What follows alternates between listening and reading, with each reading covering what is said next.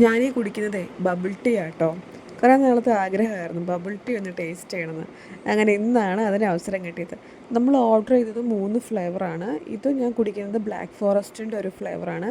പിന്നെ നമ്മളൊരു Hong Kong saffron എന്ന് പറഞ്ഞൊരു ഫ്ലേവർ ഓർഡർ ചെയ്തു. അതാണ് ഈ പർപ്പിൾ കളറിലുള്ളത്. പിന്നെ നമ്മളൊരു കോഫീൻ്റെ ഇതാണ് ഓർഡർ ചെയ്തത്. അത് നമ്മൾ പാഴ്സലാക്കുകയാണ് ചെയ്തത്. ടേസ്റ്റ് വൈസ് പറയുകയാണെങ്കിൽ നല്ല ടേസ്റ്റുണ്ട്. അതിൻ്റെ ജ്യൂസിന് നല്ല ടേസ്റ്റാണ്.